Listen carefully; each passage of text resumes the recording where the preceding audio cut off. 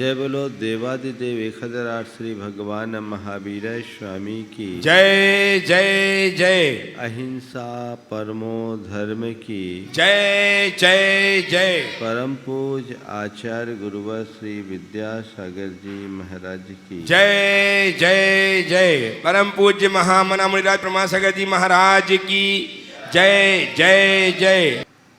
हमारा जितना भी जीवन व्यवहार है वह मूलतः हमारे वचनों से चलता है। किसी के साथ हमारा जो भी व्यवहार है, संबंध है, उन सब की अभिव्यक्ति हमारे वचन करते हैं। हमारे वचनों से वो सब होता है। कहते हैं वाणी एक बहुत बड़ी शक्ति है। वो वशीकरण का भी काम कर सकती है तो विस्फोटक का भी। वाणी में ऐसा वशीकरण है कि लाखों को एक सूत्र में पिरो दे, और वाणी ऐसा विस्फोट भी करा सकती है जो लाखों को छिन्न भिन्न कर दे। इसलिए संत कहते हैं अपने वचनों की शक्ति को पहचानते हुए उसका सदुपयोग करने का पुरुषार्थ करो। आज का विषय है मधुर भाषण। अनेक तरीके से लोगों ने अपने वाणी की मधुरता के संदर्भ में चर्चाएं की है। कुरल काव्य में वाणी की मधुरता के संदर्भ में क्या बात कही गई, वहाँ से मैं अपनी बात की शुरुआत करता हूँ। लिखा है, औदार्य में दान से भी बढ़कर सुंदरता, वाणी की मधुरता, दृष्टि की स्निग्धता और स्नेह आर्द्रता में है।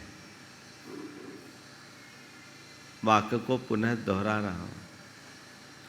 औदार्य में दान से भी बढ़कर सुंदरता, वाणी की मधुरता, दृष्टि की स्निग्धता और स्नेहाद्रता में है। कोई तुम्हें कुछ दे न दे, पर तुम्हारे लिए दो मधुर शब्द बोल दे, तुम्हारे प्रति स्नेह भरी दृष्टि डाल दे, तो उतने मात्र से व्यक्ति का हृदय गदगद हो जाता है। हम बोलते समय क्या करते हैं, हमें इसे देखना है।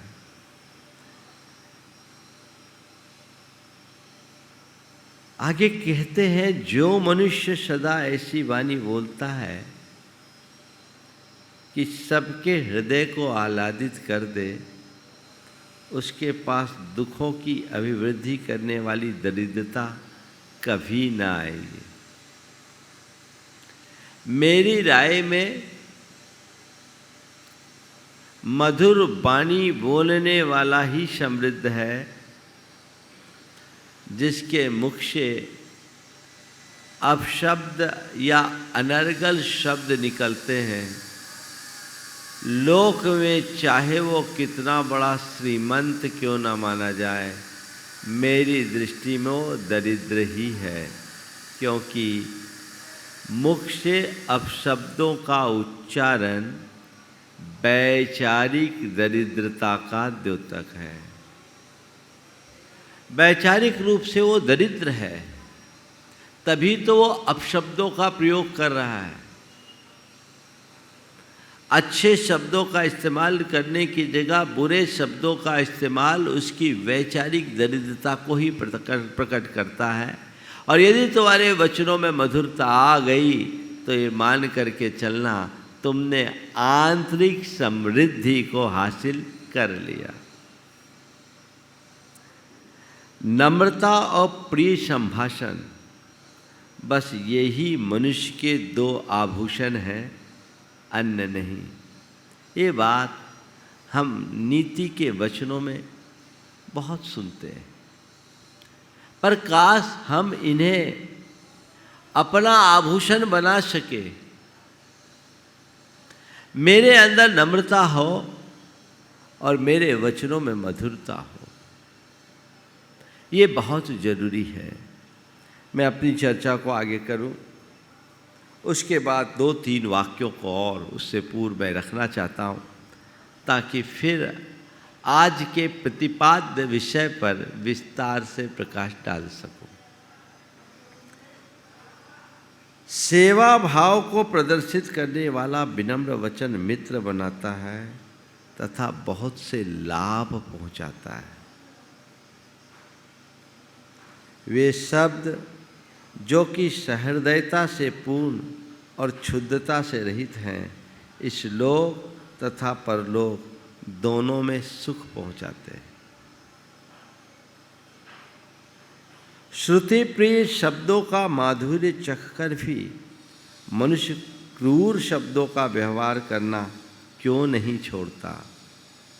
और अंतिम, जो बहुत ही गहरा संदेश देता है, मीठे शब्दों को के रहते हुए भी जो मनुष्य कड़वे शब्दों का प्रयोग करता है, वह मानो पके फलों को छोड़कर कच्चे और खट्टे फल खाता है। कुल मिलाकर इन सब का सार यही है कि अपने वचनों में मधुरता लाए।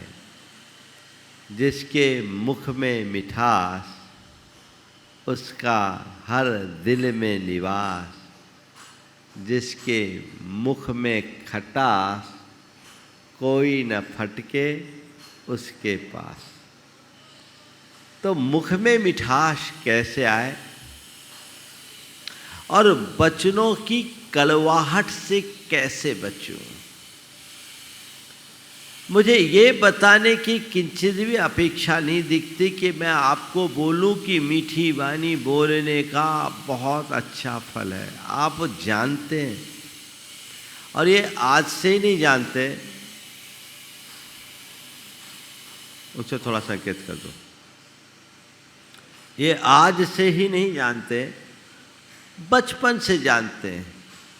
हमें तो बचपन में पाठ पढ़ाया गया, ऐसी वाणी बोलिए मन का आपा खोए और उनको शीतल करे, आप वो शीतल होए। तो वाणी की मधुरता का संदेश तो हमें रोज दिया गया, पर फिर भी अपने जीवन में मधुरता क्यों नहीं आई? 4 बातें आज के संदर्भ में।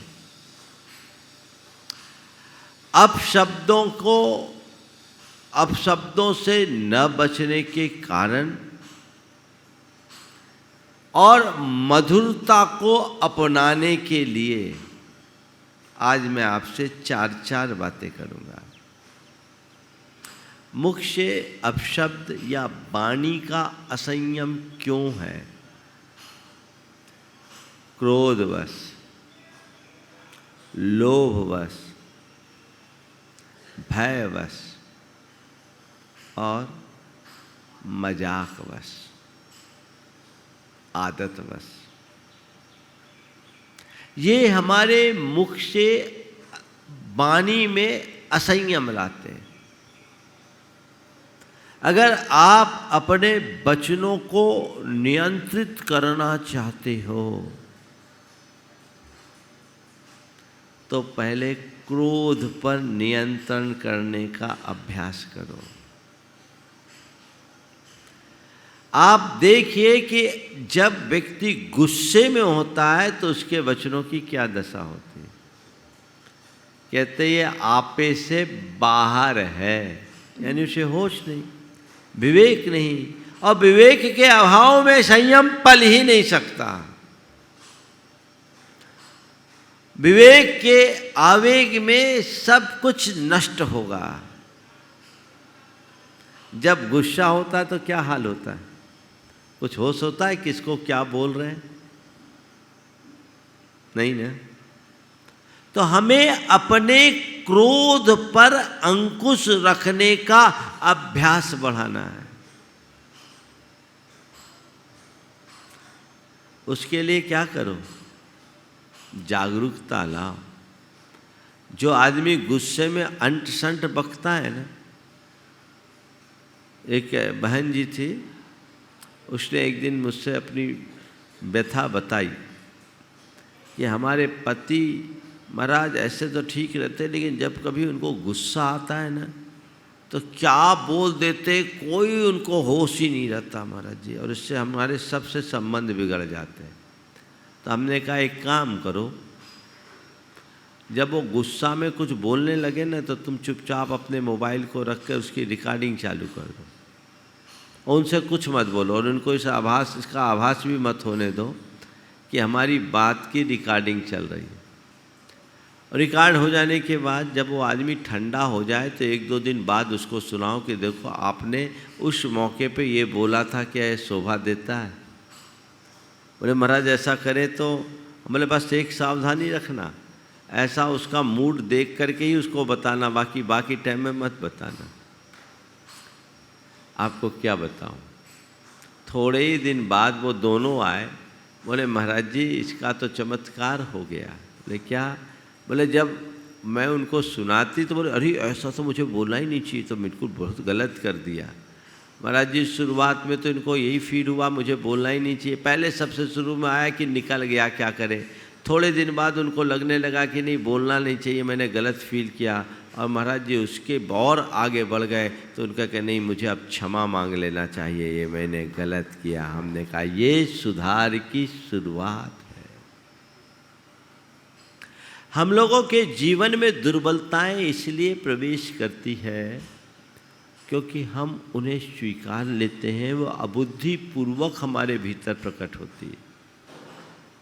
हमें अतः ही पता नहीं आता कि ये वेग कब आया और कब चला गया। जब हम उसका एहसास करने लगे कि हाँ हमने गलती की है, तभी गलती के सुधार की कोई प्रक्रिया होगी, तभी हम उसे दूर करने में समर्थ हो सकेंगे। तो गुस्से को नियंत्रित करने का अभ्यास कीजिए। अक्सर गुस्से में अनर्गल ही निकलता है। कहते हैं क्रोध में आदमी की आंखें बंद होती है और मुंह खुल जाता है, यानी विवेक नष्ट होता है और जबान खुलती है, तो फिर क्या होगा? सत्यानाश होगा। और क्या होगा? महाभारत होगा। और क्या होगा? रोज कुछ ऐसा ही तो घटता है। एक आदमी गुस्से में अपने नौकर को अंट शंट बोल रहा था, गालियां दे रहा था। इसी बीच दरवाजे पे किसी ने दस्तक दी। उसने उसी तेवर में कहा जावे देख कौन गधा आया है। नौकर गया और लौटकर कहा जी आपके पिताजी। जावे देख कौन गधा आया है। नौकर लौट कर कहा जी आपके पिताजी। उसने कहा किस गधे से मिलने आया है? जी आपसे। क्या हो गया? वास्तव में जो गधा है वही ऐसा प्रलाप करेगा। समझदार के मुख से ऐसा प्रलाप नहीं होता। तो क्रोध के वेग में वचनों का नियंत्रण खोता है। इसलिए वचनों पर नियंत्रण लाने के लिए क्रोध पर नियंत्रण रखने का अभ्यास कीजिए। दोनों चीजें साथ साथ। और क्रोध पर नियंत्रण लाने के लिए जब आप शांत हो उस समय भावना योग का अभ्यास कीजिए। मुझे शांत रहना है, मुझे शांत रहना है। ये संस्कार आएंगे आपके अंदर, गुस्सा शांत होगा। बस तब आपको ये बात तब समझ में आएगी, ये इस बात का असर भी तब होगा जब आपको आपके क्रोध का आभास होगा। ज़्यादातर लोगों को तो लगता ही नहीं कि मैं क्रोध करता हूँ। उससे बोला नहीं जी, मैं कहाँ क्रोध कहाँ करता हूँ, ये तो मेरी भाषा है। क्रोध को ही जो अपनी भाषा बना ले, उसके जीवन की परिभाषा कभी अच्छी नहीं हो सकती। तो ये स्थिति बनती। दूसरे क्रम में लालच में आदमी कुछ भी बोल देता है, भयवश भी व्यक्ति कुछ बोल देता है, डर के मारे भी अनर्गल बोलता है, मजाक मजाक में भी व्यक्ति बहुत कुछ बातें बोल देता है। और कुछ लोगों की आदत ही बोलने की होती है। इन पर अंकुश लगाएं। इन पर यदि अंकुश लगाएंगे तो आप अपने वचनों में संयम रखने में समर्थ हो पाएंगे। अब सवाल है, अंकुश कैसे लगाएं? आप चाहते हैं कि मेरे वचनों में मधुरता आए, चाहते हैं, है ना? बस मैं उतनी ही बात बोलूँगा आज। वचनों में मधुरता लाना चाहते हो तो इन पर तो ध्यान दे ही। 4 बातें ख्याल रखो। जिन 4 बातों की चर्चा मैं अभी आप सबसे करने जा रहा हूँ, बड़े प्रैक्टिकल हैं, ध्यान रखेंगे तो अपने आप इसको आप अपने अंदर परिवर्तन पाएंगे। पहला, एक संकल्प लें कि मुझे अब मधुर बोलना है। क्या कहना है? मुझे अब मीठा बोलना है। ये संकल्प लें और इस संकल्प की पुष्टि के लिए एक दूसरा संकल्प लें कि जब भी मैं अपशब्द बोलूँगा, मंदिर के गुल्लक में 100 रुपये की पेनाल्टी दूंगा। 10 से चालू करो, 10 से चालू करो। मैं अपशब्द मुझे नहीं बोलना है, अनर्गल नहीं बोलना है, मीठा ही बोलना है। और जब मुझे एहसास हो जाए कि मैंने अनर्गल बोला है, 10 रुपये की पेनाल्टी डालूंगा। पहला चरण, खुद को आभास हो, अनर्गल नहीं बोलूंगा। ये विचार अगर मन में होगा, ज़्यादा कुछ बोल ही नहीं पाओगे। एक भाई की बड़ी प्रॉब्लम थी ऐसी, मैं जब कोलकाता में था तो मैंने उससे कहा कि भाई एक काम करो, तुम बोलते हो तो अब ये तय कर लो कि जब भी मेरे मुख से अपशब्द निकलेगा,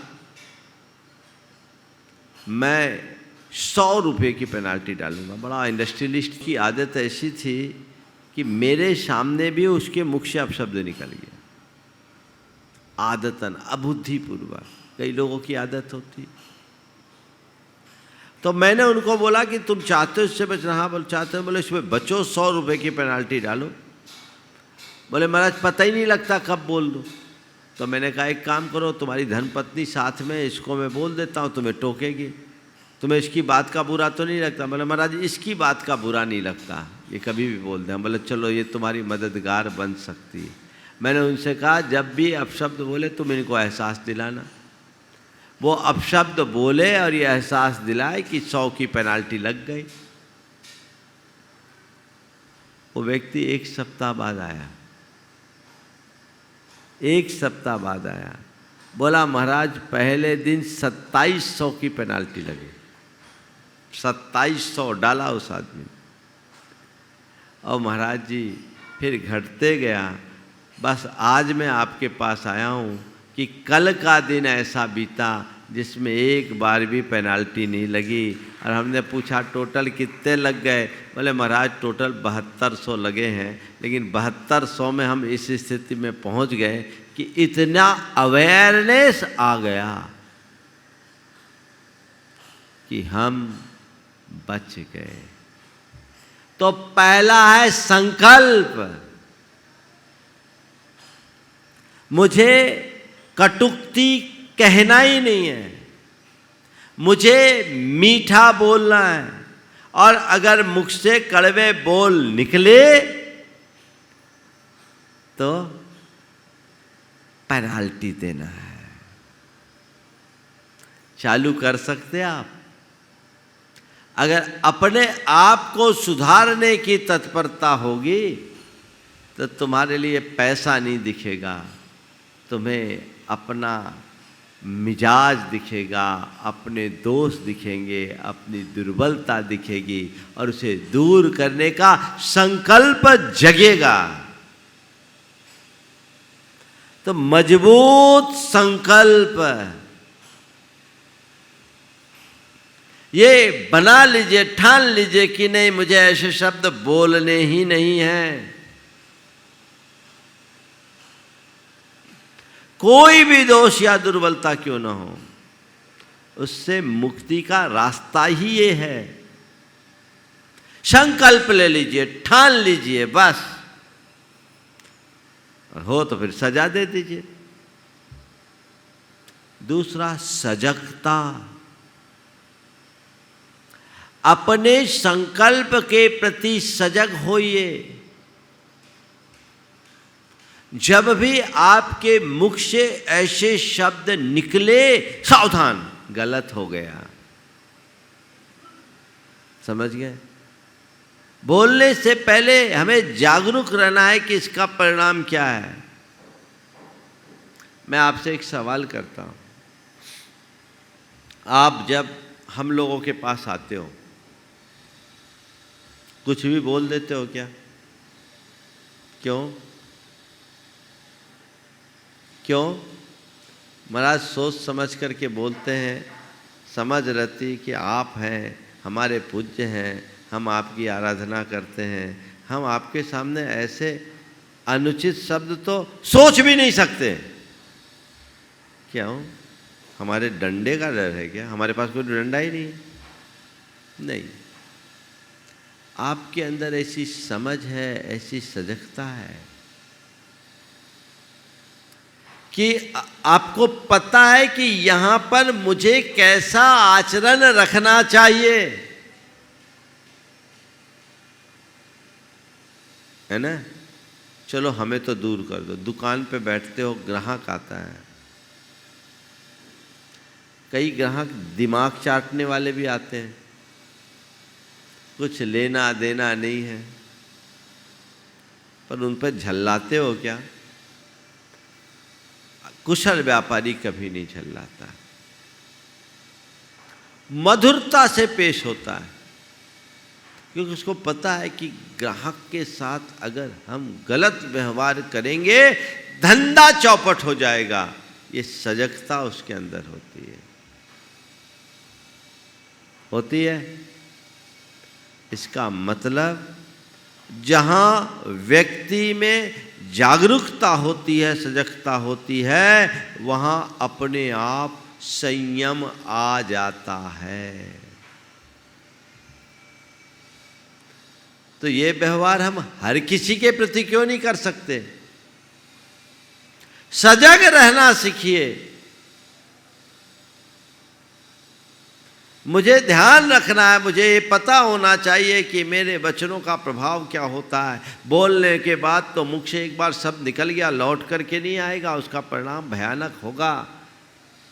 कमान से निकला तीर फिर भी व्यर्थ हो सकता है, पर मुख से निकला वचनों का बाण जिसको भी लगता है बीध डालता है। इसलिए हमें बाण नहीं छोड़ना है, अपने मुख से निकलने वाले शब्दों को वाणी की तरह नहीं, वीणा की तरह मधुर बनाना है। जो हर किसी के हृदय को आनंद से भरे, झंकृत करे। सजगता, बोलने से पहले तोल लेने का विवेक, क्या बोलना है क्या नहीं बोलना है, ये जागरूकता अंदर होनी चाहिए।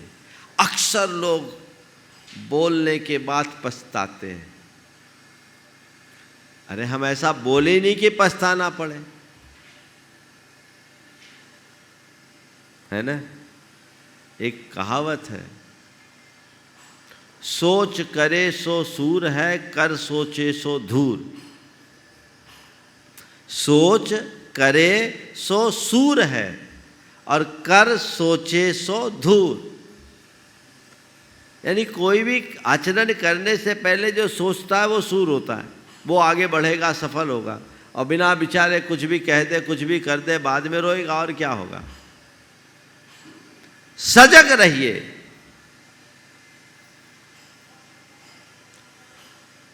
आपको मुख्य शब्द उच्चारित करने के पहले संपादित करने की कला सीखनी चाहिए। ये सजगता से होती। हम लोग बोलते, कुछ भी बोलने लगे तो आप यहाँ आओगे क्या? हाँ? नाप तौल करके बोला जाता है। और ये नाप तौल क्यों है? क्योंकि मैं सजग हूँ, जागरूक हूँ अपने प्रति, अपने स्वरूप के प्रति। तुम्हें भी सजग रहने की जरूरत है। और इस सजगता में मददगार बनेगा तुम्हारा स्वरूप बोध। मैं कौन हूं, मेरी पोजीशन क्या है, ये काम मेरे योग्य करने योग्य, मेरे लिए करने योग्य है या नहीं। ये बात हृदय में बैठ जाए, सजगता आ जाएगी, फिर ज्यादा कुछ कहने की जरूरत नहीं होगी। तीसरे क्रम में समीक्षा। क्या? समीक्षा। आप सुबह से शाम तक के विचारों को और व्यवहार को रिकॉल करो। एक कोने में बैठो, बैठ करके देखो कि आज सुबह से याद करो किसको किससे हमने क्या क्या बोला, कहीं गलत तो नहीं बोला, किसी के साथ दुर्वचन तो मैंने नहीं कहे, मेरे वचनों से किसी को ठेस तो नहीं पहुंचा। अगर किसी को ठेस पहुंची है तो मन ही मन उसकी निंदा गढ़ा करे, हाँ गलत किया, मुझे ऐसा नहीं करना चाहिए था, मैं उससे क्षमा मांगूंगा, उसको क्षमा करूंगा। ये भाव अपने अंदर जगाइए। अगर संभव हो तो उसी समय उसको फ़ोन करके एक बार बोल दीजिए, भैया माफ़ करना, मैंने बोल तो दिया, मुझे नहीं बोलना चाहिए था, आपको तकलीफ़ हुई होगी, मैं बड़ा क्षमा प्रार्थी हूँ, अब मुझे समझ में आ रहा है कि ऐसा मुझे नहीं करना चाहिए था। आगे आपके साथ और आपके साथ ही क्या, आप जैसे औरों के साथ भी मैं ध्यान रखूँगा, मैं बहुत शर्मिंदा हूँ। कर सकते हैं ऐसा? अरे महाराज ऐसा करेंगे तो फिर वो क्या, हमको तो फिर कुछ गिनेगा ही नहीं, छोटा मान लेगा। धन्य हो भाई, खोटा बनने को राजी हो, छोटा बनने को तैयार नहीं।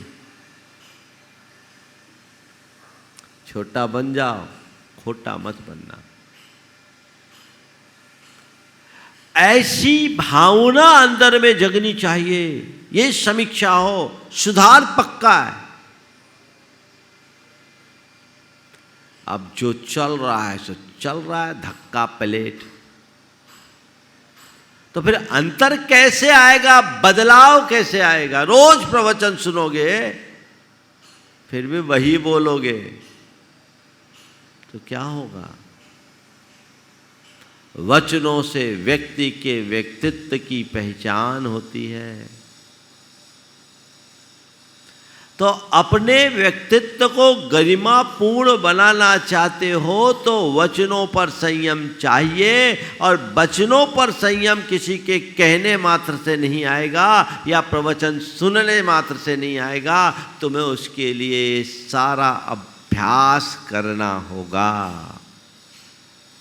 समीक्षा कीजिए, आत्मालोचन कीजिए और उसे देख करके फिर उसमें संशोधन कीजिए। जैसे जैसी समीक्षा होगी वैसा वैसा संशोधन होगा, अंतरंग की शुद्धि होगी। और चौथा चरण है सुझाव। क्या? आत्म सुझाव।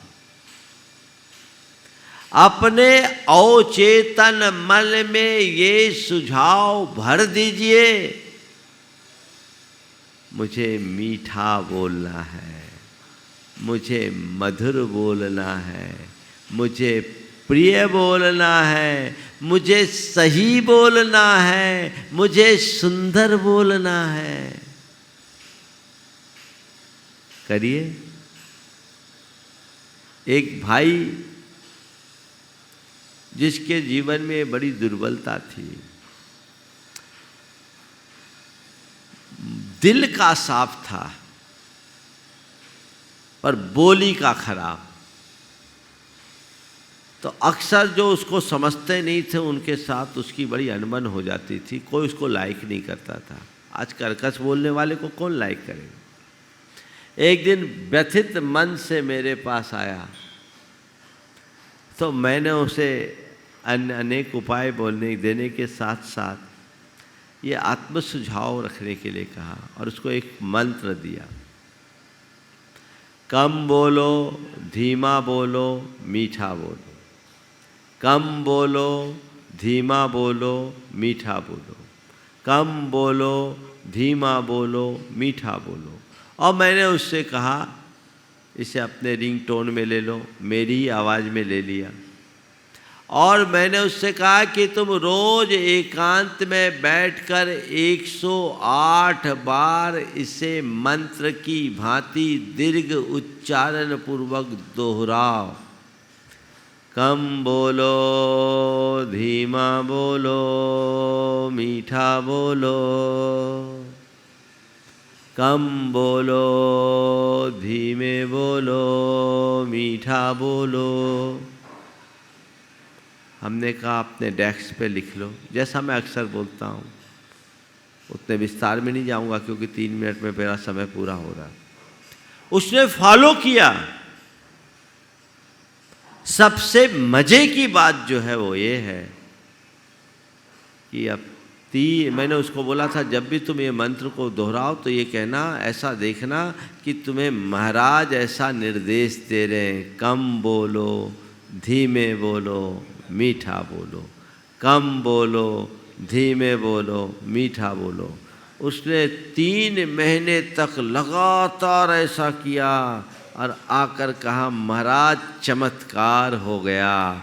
क्योंकि जब भी मेरा पारा चढ़ने को होता है मेरे आँखों के सामने आप झूल जाते हो और कहते हो कम बोलो, धीमे बोलो, मीठा बोलो। महाराज अब मैं बहुत शांत हो गया हूँ, मेरे वचनों में मिठास आ गया है। आप भी तो ऐसा कर सकते हैं। कर सकते हैं कि नहीं कर सकते हैं? कर सकते हैं। कब? जब आप चाहोगे तब। कर तो सब सकते हैं पर करना नहीं चाहते, है ना। जाने को तो आप मोक्ष भी जा सकते हो, सब भव्य जीव है, पर अभी जाने की इच्छा ही नहीं है। जीवन को बदलने के लिए अपने आप को उसके लिए खपाना होगा।